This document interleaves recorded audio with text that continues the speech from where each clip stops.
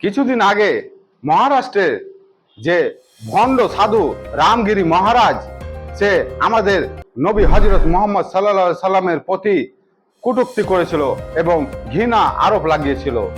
তারই প্রতিবাদ করে এআইএম এর নেতা ইমতিয়াজ জলিল তাই গ্রেপ্তারের দাবি করে। তারপরে যে নীতিশ রানে বিজেপির নেতা আছে, সে উল্টাপাল্টা বলে মুসলিমকে গালিগালাজ করে, এমনকি সে ধমকিও দেয় যে মসজিদে ঢুকে মারা হবে মুসলিমদেরকে।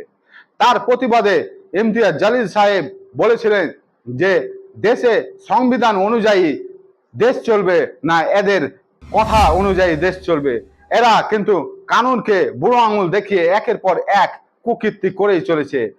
আমাদের দেশে যে এবং পৃথিবীতে ঋষি মহাঋষি আছে, তাদের বিরুদ্ধে কথা বললে কিন্তু সেই দেশের কানুন অনুযায়ী এটা হচ্ছে দোষী।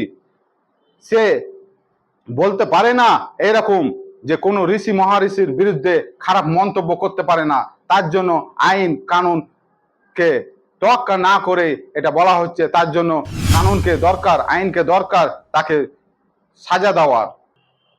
তারপরে এই 1.5 ফুটিয়া নীতিশ রানে এই মালুমের বাচ্চা একের পর এক বিবৃতি দিয়েই যাচ্ছে, কিন্তু পুলিশ তাকে গ্রেফতার করছে না। গত 2 দিন আগেও তার একটি ভিডিওতে দেখা যায় যে সে বক্তব্য দেয় যে 24 ঘন্টার জন্য মহারাষ্ট্র পুলিশ যদি হটিয়ে দেয় তাহলে হিন্দুরা মুসলিমদেরকে দেখিয়ে দিবে। তাই ইমতিয়াজ জলিল বলেছে যে দেশের কানুন, দেশের সংবিধান অনুযায়ী তাদেরকে গ্রেফতার করতে হবে, এইরকম মন্তব্য করা চলবে না। তাই ইমতিয়াজ জলিল সাহেব আলটিমেট দিয়েছিল 23 তারিখ পর্যন্ত, যে 23 তারিখের আগে গ্রেফতার না করলে আমরা ঔরঙ্গাবাদ থেকে 325 কিলোমিটার দূরে মুম্বাইয়ে যে তিরঙ্গা মার্চ করে আমরা কিন্তু সাংবিধানিক লড়াই লড়বো, সাংবিধানিক আন্দোলন চলবে।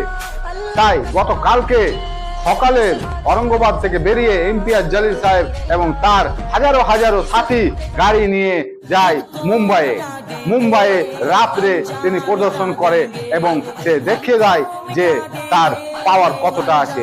এই বিজেপি সরকারকে সে আলটিমেট দিয়েছিল, সেই শক্তি দেখিয়ে দিল, আর এটাও মেসেজ দিল যে আমরা সাংবিধানিক লড়াই লড়ে যাব।